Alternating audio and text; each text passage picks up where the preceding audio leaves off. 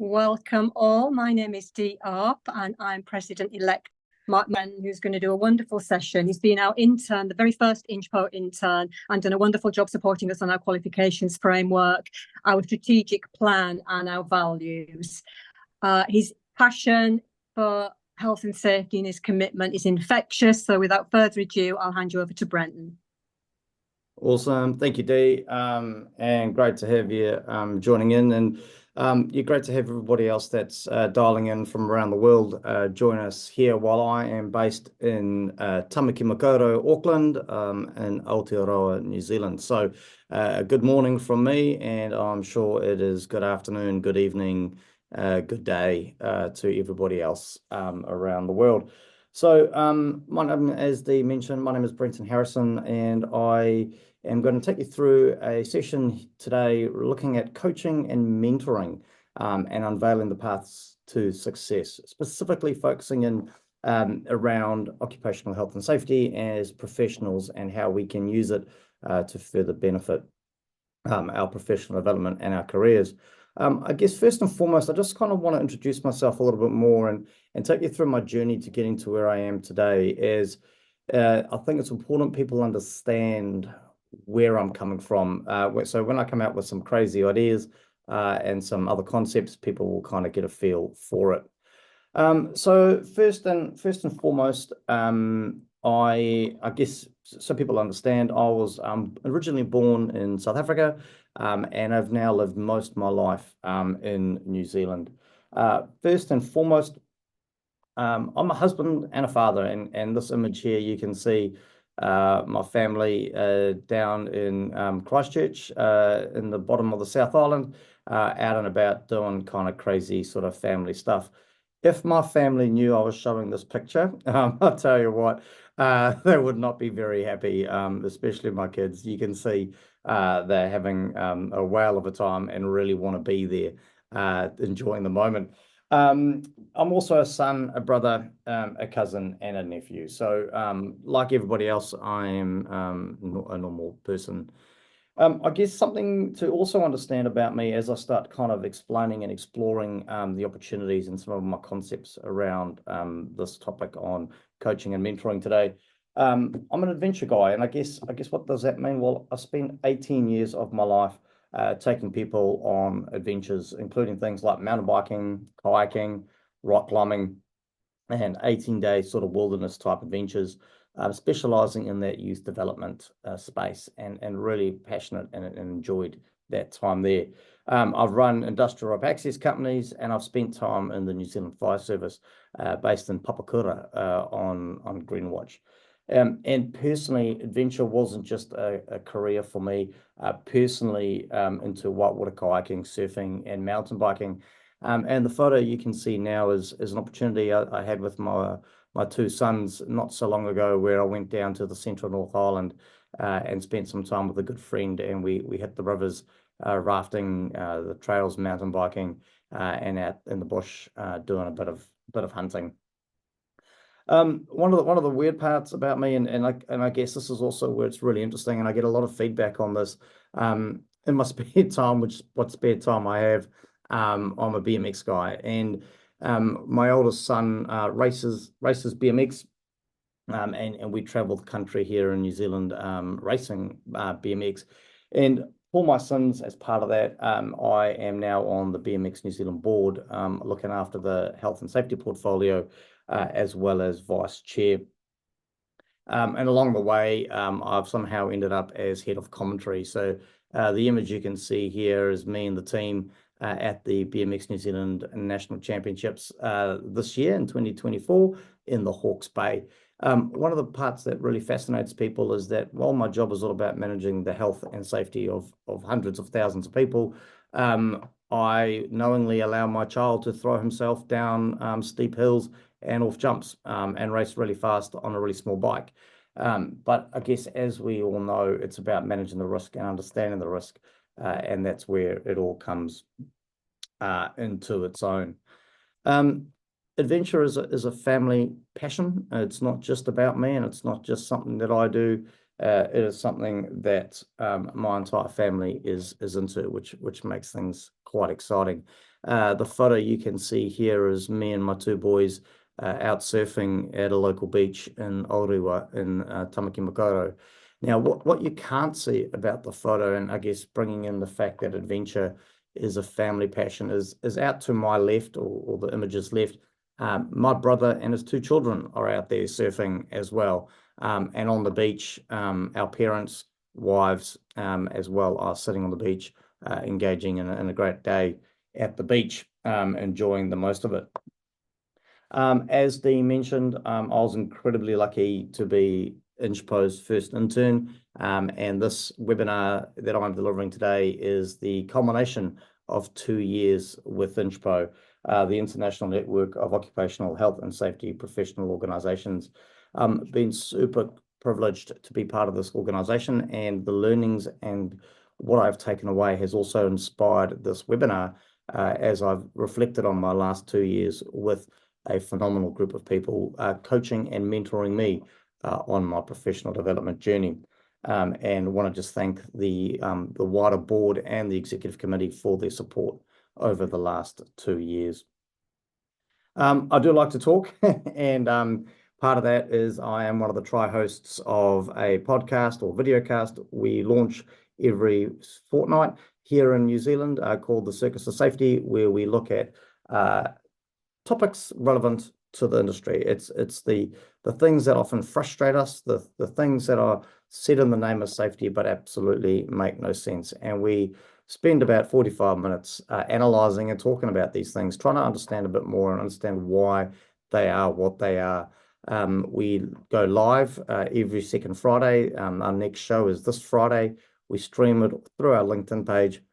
Live audience, which is fantastic. So if you're looking for something to do and something else to get into it, then this is that'll be the show for you. And last but not least, I guess you'd argue I'm a safety guy.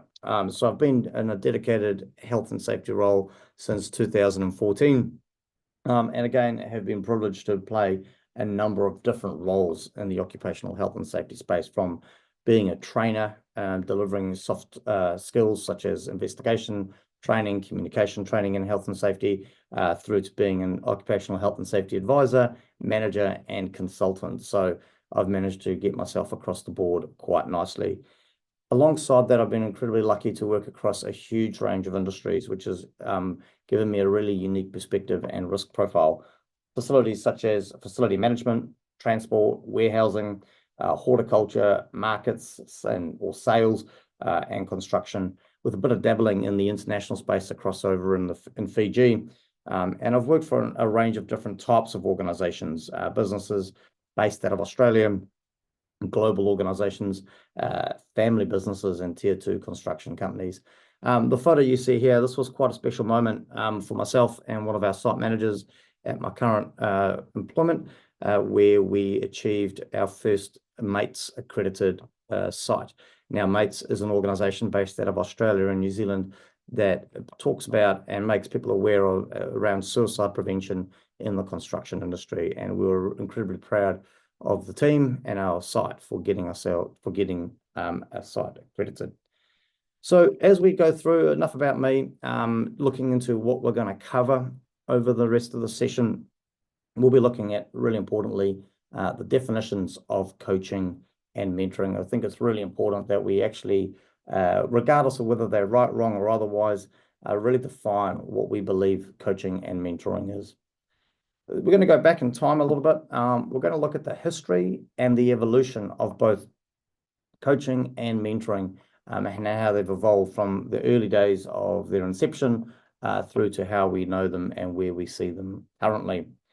We will be looking at some of the key differences between coaching and mentoring. While they may, often the words are used interchangeably, these two things are quite different. What I'm going to try to do is a little bit of magic. I'm going to try to entwine a number of different case studies throughout the webinar, so we can talk a little bit about what coaching and mentoring is, and entwine that with some case studies of some really successful people and how they've used coaching and mentoring to help them achieve their success.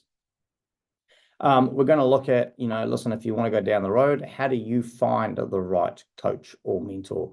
And that's a really important part as we go forward. We're going to look at considering some of the best practices that we need to consider while engaging or working with coaches or mentors, so that way we can make sure that we get the most out of it. We're going to have a wee little bit chat about whether you can do both or whether it has to be one or the other. So we'll take some time to look at that. And then we're going to have a look at how does this now apply to me or you or us in a health and safety context to further grow ourselves as professionals. At the end, I will take some time if there are any questions that you may have at the end of the webinar. As we move our way through, we will try to navigate if there are any questions that pop up during the webinar and there is an opportunity to capture those. We will try our best to answer them as we go through today. So, coaching, what is it? Well, I've come up with a definition. Well, I haven't come up with a definition that I have found regarding coaching is a professional relationship where a coach helps an individual, often referred to as the coachee, achieve specific goals, enhance performance, and unlock potential through structured guidance. And I think there's some really key words in that. First and foremost, the professional relationship aspect. It's very much about that. It's about helping the individual achieve the other keywords that I wanted to pull out of that definition are achieve specific goals, enhance performance, and unlock potential. And the last and foremost, it's about being very structured. So coaching is an incredibly structured approach to helping you achieve success. Some key aspects of coaching as we move through this. The relationship is very much goal-orientated and often is short-term in nature. Obviously, there's always I guess, you can do things differently, and there's never always a one way of doing things. However, that is the general nature of coaching. The focus is generally on some very specific skills or behaviors. And as we look at some of the best practices to coaching and mentoring later on in this webinar, we will look at how do we get the most out of it. But it's generally coaching is used to hone in, improve, make better very specific skills or behaviors. It's a structured and formal process to make sure that we get the most out of it to help us improve those skills or behaviors that we wish to enhance. And often involves, no doubt, feedback and most importantly for me, accountability. If you're going through and using a coach, it's really important that there's accountability on both parts. If you've got a coach, it's really important that you hold your coach to account, but more importantly, to ensure that you achieve the goals that you set yourself as part of the coaching program, you are held to account as well. So, our first case study. Some of you may or may not be familiar with the image on the screen at the moment. This is Serena Williams, a global tennis sensation. Now, Serena would not be where she was today if it wasn't for her coach. Now, one of Serena's coaches and the coach that we're going to talk about and focus in on is the coach, and I hope I pronounce this correctly, but Patrick Moratoglu. And he has been coaching Serena since 2012. Focusing very clearly here on strategy, mental toughness, and performance enhancement. And again, you can see straight away very clear focuses on very clear areas of Serena's performance. So Patrick is a renowned coach and began working with Serena in 2012. And during a period when she was struggling with her form and her confidence. So again, she's identified some key areas where she wants to improve. Serena Williams, if you weren't aware, is one of the greatest tennis players of all times. And she sought Patrick out to provide guidance to regain her competitive edge and achieve new heights in her career. So some of the key aspects of their relationship, and this will again provide some further clarity around a number of the things that we spoke about what coaching is. It was looking at the technical, so Patrick worked closely with Serena to refine her technique and mainly her serve and return, and to develop more effective tactical strategies on the court. So again, you can see they're incredibly focused. Patrick emphasized the importance of mental resilience, helping Serena to strengthen her focus and maintain composure during some high-pressure matches. Recognizing the physical demands of sport, and especially at that world-class level, Patrick implemented a rigorous fitness conditioning program to ensure that Serena could compete at those highest levels. And I guess this is where a coach also often comes into their own. Patrick played a crucial role in restoring Serena's confidence, reminding her of her strengths and abilities, which helped her overcome self-doubt and anxiety. One of the things that I noticed when talking with safety professionals, whether it's they've been in the industry for a long time or they have just started out in their career, is that that's a real big area that a lot of professionals can do with some support. And people are incredibly worried about making the wrong decisions or making mistakes. And by having a coach, it can often help and reinforce the fact that you are, by all means, making sound judgment and sound choices as you move your way through it. Patrick also helped Serena develop a more strategic approach to match play, enabling her to better analyze opponents and adapt her game during matches. And again, that would be incredibly important as you, depending on what you're using your coach for, but if it's looking at career development and your professional pathway, a coach can really help you kind of strategize around the best ways forward to do that. So, well, that's great. So Serena's gone out. She's got herself this great world-renowned coach, Patrick. What were some of the results? Well, under Patrick's coaching, Serena experienced a remarkable career resurgence, winning multiple Grand Slam titles, including her 23rd, which sets a new Open era record. I guess if you're going out and looking to find an occupational health and safety coach, can't guarantee those sort of results, but no doubt you will achieve success. Serena regained her position as the world's #1 player, showcasing consistent performance and dominance on the court. Patrick's influence helped Serena to become a more versatile player, capable of adjusting her style to suit different surfaces and opponents. And the successful partnership with Patrick further cemented Serena's legacy as one of the greatest athletes in tennis history. Patrick, however, in his own right, has a legacy. And Patrick's work with Serena elevated his status as one of the most respected coaches in the tennis world. And I really kind of wanted to not only talk about the individual that was coached, but also the coach themselves, to really highlight the role that the coach plays. Patrick's coaching philosophy, which emphasizes mental toughness and strategic thinking, has influenced athletes beyond tennis, making him a sought-after figure in the world of sports coaching. So as you can see there in our case study, coaching has provided a huge benefit to a world global sensation such as Serena Williams. So we've had a look at coaching and want to kind of now jump across and take some time to look at mentoring.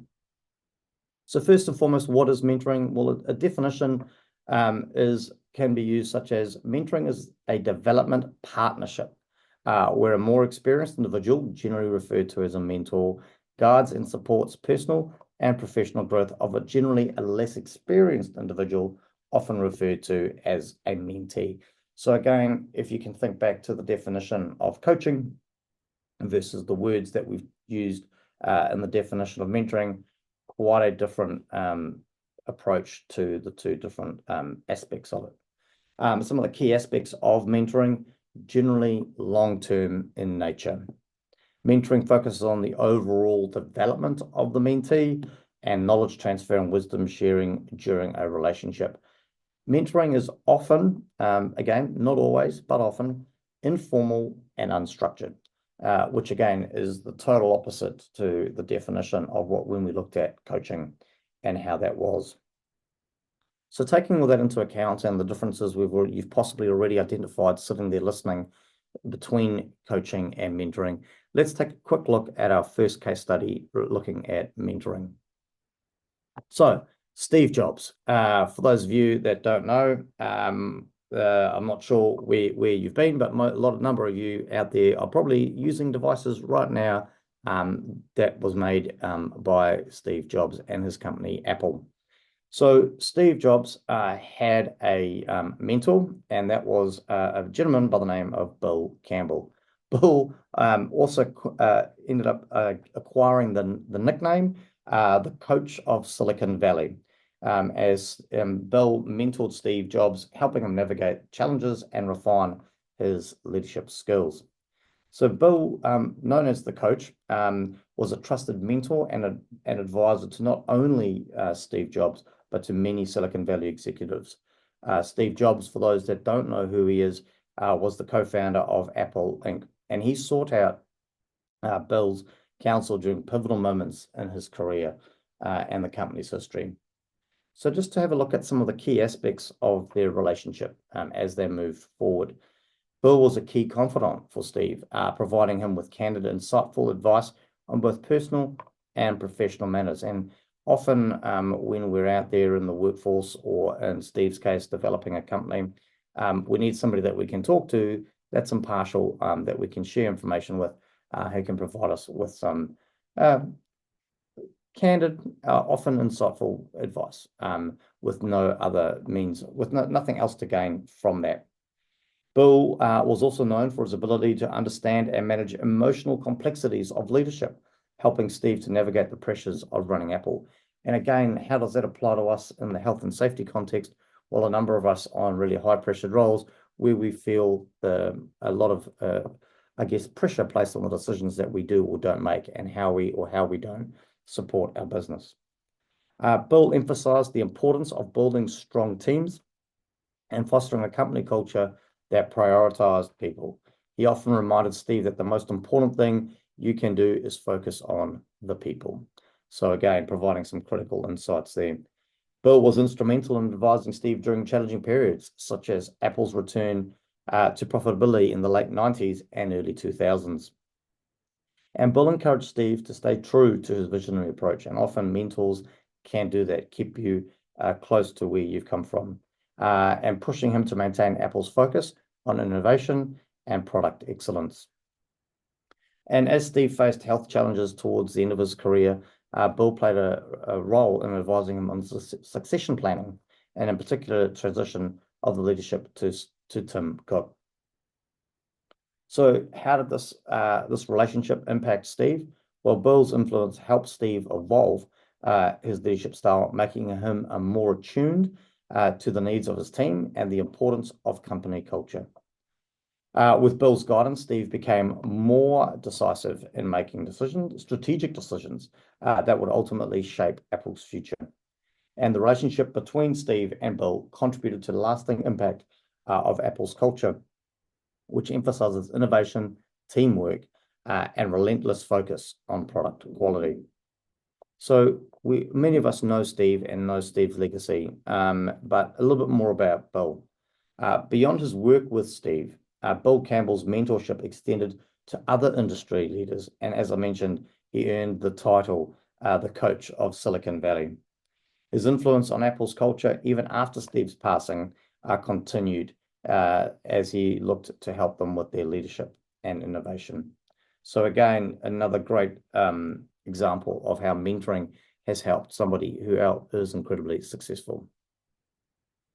So let's jump into the history of coaching, and where did it start, how did it originate, and where is it now?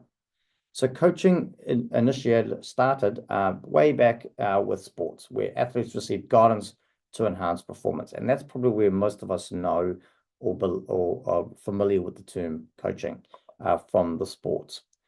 Coaching principles were adapted to the corporate world in about the 20th century, and the emergence of life coaching and executive coaching late in the 20th century. So you can see initially starting out in the sports environment and moving through into the corporate environment into the late 20th century, as well as life coaching. The growth of coaching certifications and professional organizations around the world have really started to lift the performance of the coaching industry to provide some increased professionalism to ensure that coachees or the people being coached are getting what they need. And there's an increasing, definitely an increasing use in coaches across a range of industries, across a range of sectors, and a range of different levels of individuals. So jumping over and having another quick look at a case study relating specifically to coaching. And up on the screen here, if you're not familiar with the image, is Oprah Winfrey. And her coach that she relied on during her time was a lady by the name of Martha Beck. So Oprah worked with life coach Martha Beck to gain clarity on her goals and align her actions with her values. So again, quite a specific targeted approach to what you want to achieve. Martha is a renowned life coach, author, and sociologist, and is known for her expertise in personal development, helping individuals achieve clarity and fulfillment. And just to put it in some context, I have no affiliation with any of these coaches. So just trying to give everyone a little bit of context around who they are. And for those of you who don't know who Oprah is, she's a global media mogul and philanthropist. She sought Martha's coaching to navigate personal challenges and enhance her self-awareness during a transformative period in her life. So some key aspects of their relationship. Along the way, Martha guided Oprah through a deep process of self-discovery, helping her gain clarity about her life's purpose and priorities. Martha's coaching, focused on helping Oprah heal from past traumas and emotional burdens, enabling her to move forward with greater confidence and peace. Martha introduced Oprah to mindfulness practices that enhanced her ability to stay present and grounded both in her personal life and during her professional endeavors. Through her coaching, Martha empowered Oprah to make bold decisions that aligned with her true self, leading to greater authenticity in her work and her relationships. And Martha helped Oprah find a healthier balance between her immense professional success and her personal well-being, guiding her to prioritizing self-care and inner peace. And I found that incredibly poignant in the occupational health and safety field. Often as health and safety professionals, I find talking with people, we put others ahead of ourselves. And so it was really empowering and great to see that coaching has helped Oprah align those two things and create some great balance as she's moved through her career. So what was the impact then on Oprah as we move forward? Well, Martha's coaching significantly increased Oprah's self-awareness, helping her to understand her motivations and make choices that were true to her values. Oprah experienced a profound personal transformation, which is often credited with helping her live a more fulfilled and intentional life. Martha's influence encouraged Oprah to bring more authenticity to her work, which resonated with her audience and deepened her impact as a media personality. And the insights and practices Oprah gained from Martha's coaching continued to influence her approach to life and work, particularly in her later ventures, such as the OWN Network and her Super Soul Sunday series. Again, a little bit about Martha's legacy, because I think we always often know the person that fronts the success, but behind the scenes, Martha Beck has become a highly respected figure in the field of life coaching, and her techniques influencing not only Oprah, but also a wide audience through her books and public appearances. Martha's work with Oprah is a testament to her ability to empower individuals to achieve deep emotional healing and personal growth, leaving lasting impact on their lives. So a great example of how coaching can be used in a successful capacity. So the history of mentoring. The history of mentoring probably goes further back than the history of coaching and all the research that I did looking into these two approaches to professional growth and personal development.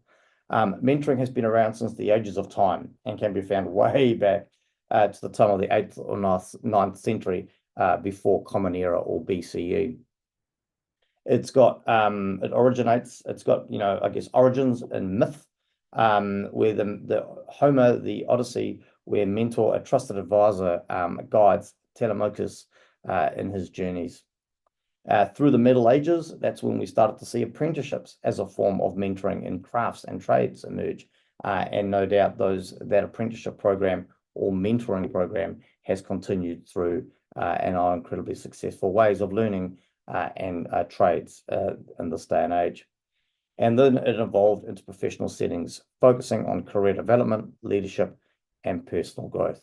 So when you look at both mentoring and coaching, mentoring has definitely been around back a little bit further, probably, than coaching has. Either way, as we look later on to some of the key differences, it's going to really be about what is it that you're trying to achieve, and that's something really important to understand before going down the road of identifying a coach or a mentor.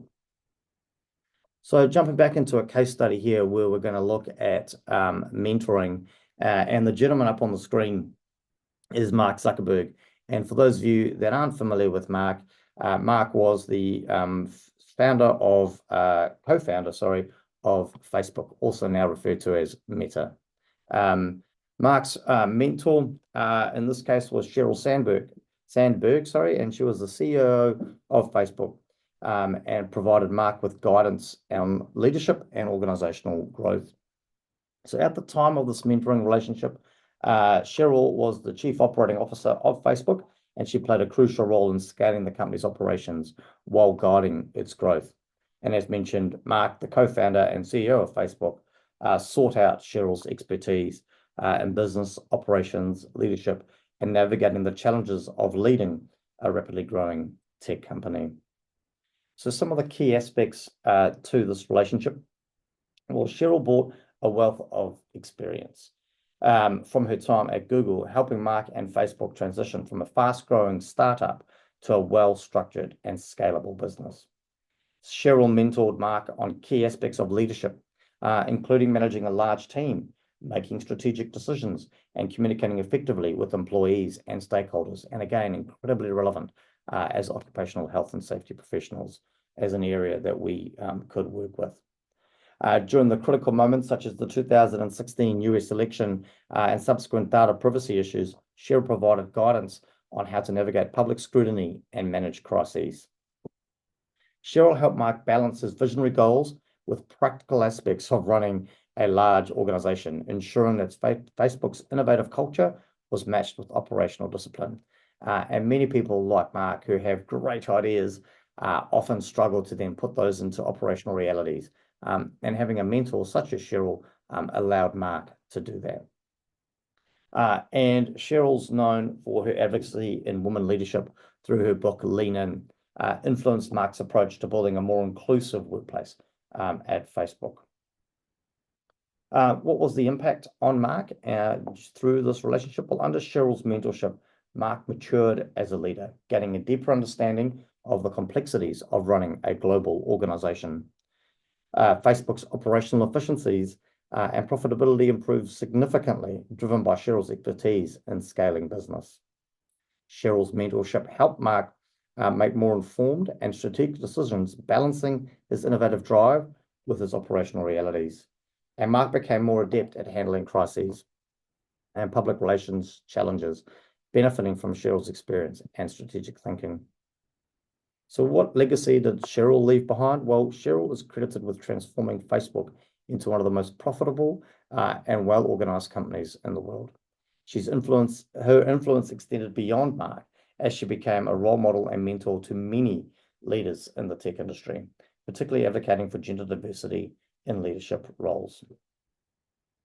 So we've now started to kind of get a deeper understanding of coaching and mentoring. We've defined them. We've looked at some of their origins. We're now going to have a quick look at some of the key differences between coaching and mentoring. So when we start looking at things like coaching and mentoring, we consider duration, which is something that we've spoken about. When we're talking about coaching, often the duration is short to medium term versus mentoring, whereby the duration is generally longer.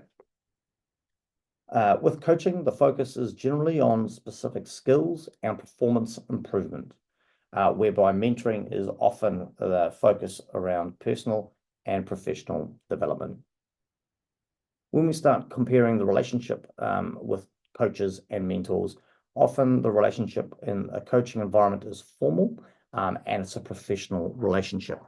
whereby in mentoring, it is often informal and quite often is friendship-based. And with my experience on the INSPO executive, that is exactly how it started out. So while the coaching from my intern aspect was where I was looking to hone in very specific skills and performance, was formal. There's a professional relationship with clear expectations placed on me, as well as the executive.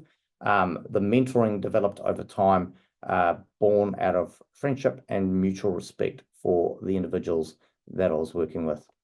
In terms of coaching versus mentoring around expertise, often coaches facilitate self-discovery. So the coach is trying to help an individual or individuals further improve themselves, whereby generally in mentoring, the mentor shares their expertise and wisdom. In terms of the approach, often with coaching to, I guess, help facilitate self-discovery, the approach is often through questioning and feedback, whereby mentoring is often the approach will be around guidance and advice. So while some of these differences may be quite subtle, the key is to understanding what it is that you are trying to achieve. Now, let's jump back through. So we've looked at the differences. We looked at some of the things where they originated from. I think it's really important to understand the benefits of coaching or mentoring to determine whether it is something that you wish to do. So we're going to kind of merge the two together here, and we're going to treat them as one, because the benefits go across both. So for individuals, one of the benefits is accelerated personal and professional growth. So if you go out on your own and you go wandering, often it will take you longer to get to your destination. And I guess when you have a mentor or a coach, it helps accelerate achieving that goal or that outcome, which is, depending on what you're trying to achieve and what you need to get done, can be incredibly helpful. Another benefit to coaching and mentoring is it provides increased confidence and self-awareness of the coachee or mentee. And again, could be really beneficial in an area that I find is often lacking in occupational health and safety professionals coming up through the ranks, where they lack a little bit of confidence and self-awareness. Another benefit would be to enhance skills and competencies of the individual. And another key area, and this is definitely something that I've achieved out of my internship with INSPO, is expanded professional networks, often locally, but in my situation, very privileged to include those as globally. Some of the benefits of coaching or mentoring to organizations, if they have a coaching or mentoring program within their organization, as improved employee performance and retention, fostering a culture of continuous learning and development. It develops future leaders in the business and enhances organizational adaptability. So some key, some real good benefits to coaching and mentoring. But now it's really important. I don't believe you'll achieve those benefits, or you won't see them as exacerbated unless you find the right coach or mentor. So what do we do? Well, first thing, I think really important, before you go out looking for a coach or mentor, you really need to undertake a self-assessment. You really need to understand what your goals are. And even if your goals aren't defined very clearly, or you haven't got them to the point where maybe they're a SMART goal, maybe they're pie in the sky, your big audacious goals, or whatever terminology you want to use, or it's a general idea, I think it's really important you have some clarity. And if it's not clarity on what you want to achieve, it's clarity on what you want to get out of the relationship with the coach or the mentor. Or it's also important to understand what areas, if you're going down the road of a coach, what areas do you want for development? So a bit of time to establish those will be key. The next part is, I guess it's always about don't buy the first car that you see. The same thing, I guess, would apply to finding mentors or coaches. You want to look for mentors or coaches with relevant experience. So there's no point in engaging a coach or a mentor that hasn't got experience in the area that you're looking to develop or enhance. Leverage professional networks and platforms. You probably don't realize that there are a number of individuals already in your networks that could be great coaches and or mentors for you. So something to think about is don't forget to look around your current circles and your current networks. Establishing a relationship. So really important. Once you've identified your goals or your area of development, you've identified one or two possible coaches or mentors that you may wish to engage with.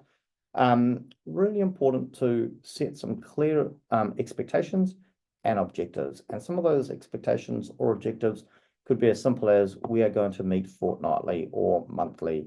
Some clear objectives may be very simple around the fact that we will document goals. We will work to achieve this. But it's really important you create those boundaries. Does it have to become a formalized contract? Probably not. But really important, everybody's on the same sheet and trying to achieve the same thing. And ensure alignment of values and communication styles. Really important to make sure that everybody is heading in the same direction. And it's a key thing to finding the right coach or mentor. Commitment. It is not easy. None of us like to, I guess, get given feedback. So be open to feedback. And that's the commitment. And actively engage in the process. Again, there's no point in having a coach or a mentor if you as the coachee or mentee are not going to actively engage with the coach or mentor. They can't work miracles. They need your active engagement. So in order to get the most out of it, it's really important that you get involved. So what are some of the best practices, guys? Best practices when working with a mentor or a coach? Well, for the mentees and the coachees, so this is you potentially as individuals who have gone out and got yourself a mentor or a coach. Be proactive and take ownership of your development. Again, the coach or the mentor is only going to be able to do as much as you give back. So you need to understand that just by engaging a coach or a mentor, you will be. It's not just going to happen for you. You need to be proactive. You need to take ownership. Maintain open and honest communication. Otherwise, what's the point? Really important that you maintain that open and that honest communication. Show appreciation and respect for the mentor or the coach's time. Again, you have sought them out to support you and provide advice and guidance. Make sure you show appreciation and respect for that. So some best practices for mentors or coaches are really important that they provide constructive feedback. That's what you're looking for. That's what you need. That could be a clear guide that you set, a clear part of the boundaries that you set as part of your relationship. The mentor or coach should encourage critical thinking and self-reflection. So again, they are going to expect you to do some work and it will be in the form of critical thinking and self-reflection. And really important, and again, this comes back down to setting boundaries. Really important that the mentors or the coaches, if that's also something you're looking at doing, being a mentor or a coach, is you uphold confidentiality and trust. I was really fascinated when I started diving deeper into understanding coaching and mentoring. Now, coaching and mentoring is something that arguably I've often done without realizing it. Often have had coaches, well, not so much coaches, but mentors without realizing it. And so I started really looking into this in a lot more detail over the last sort of 12, 18 months. And one of the questions that came across my mind was, can I have a coach and a mentor at the same time? You can see we've really discussed a number of the differences between coaching and mentoring, and the relationship is quite different. The objectives are quite different. So I wondered whether there would be a conflict or whether it would cause an issue having both at the same time. Overwhelmingly, during the research, I identified that you can absolutely, yes, have both a coach and a mentor at the same time. And very much to those things that I've just spoke about. Coaches and mentors are there to achieve different things.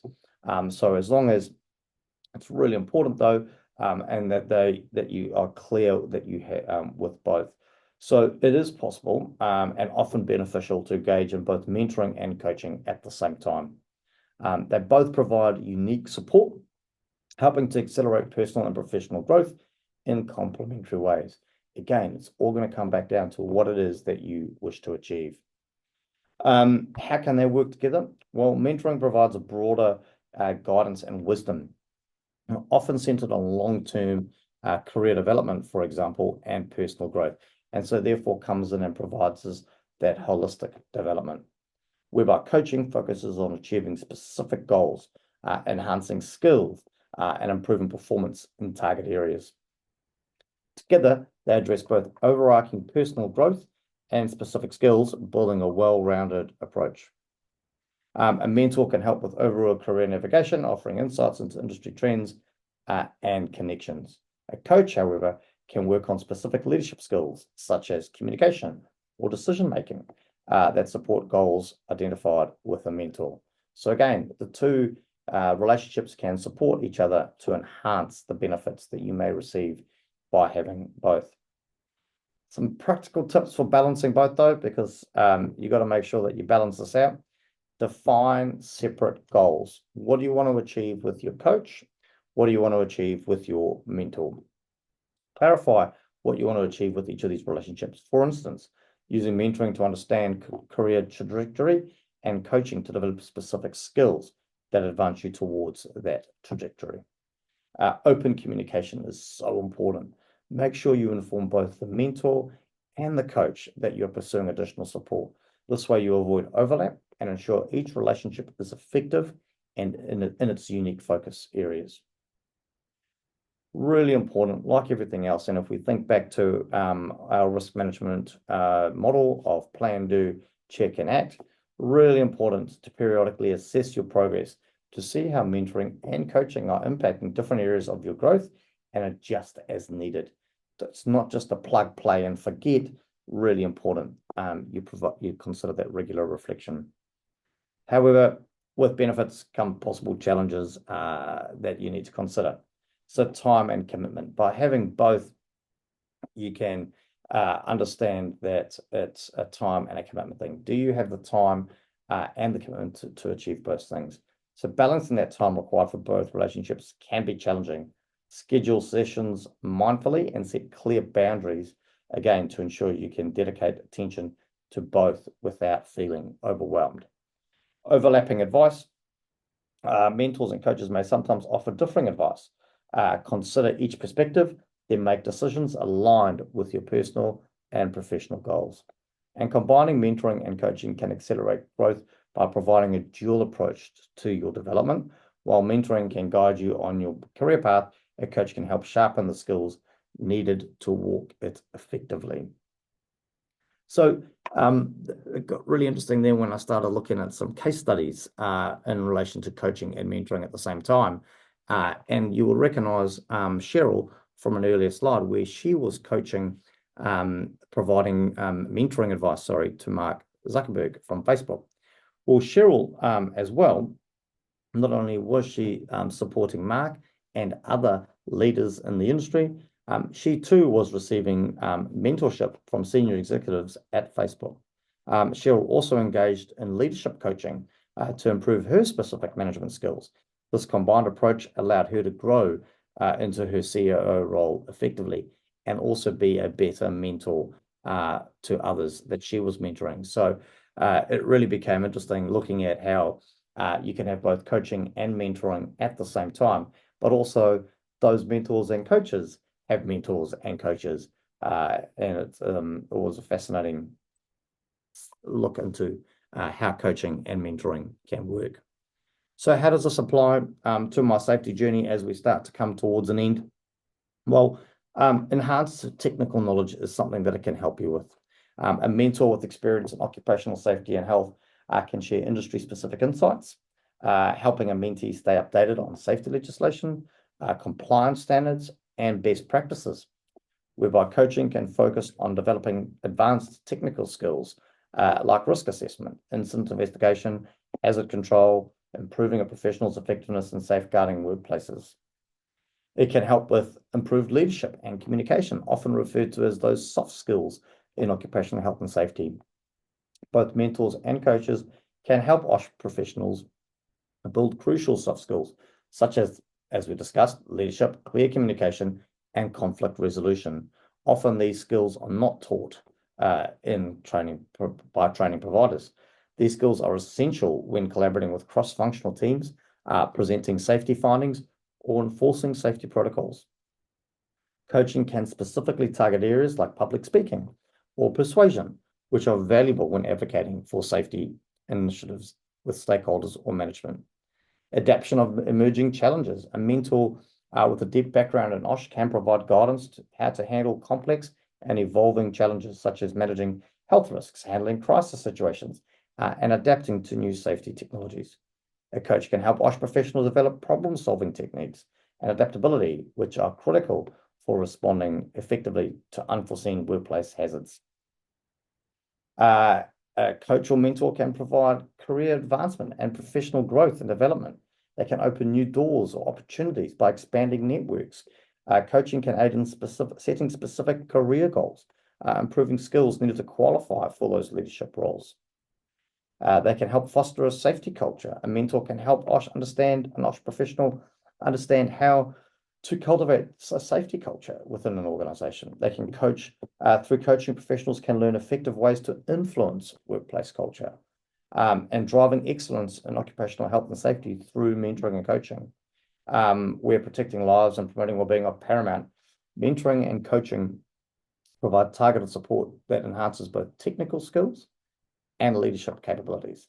By fostering growth in these areas, OSH professionals can create safer workplaces, advance their careers, and contribute meaningfully to the overall safety culture of an organization.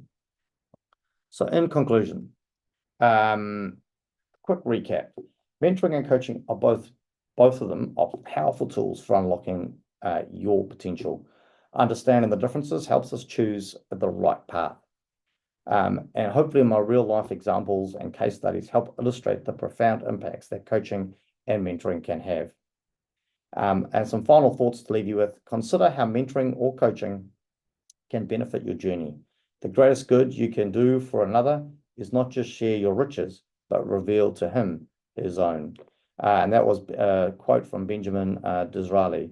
And it's something I guess you need to think about too. Not only do you want to seek out and find yourself a mentor or coach, but is coaching and mentoring something that you can provide others? And with that, I guess if we can, I'll open the floor to any questions for the last couple of minutes.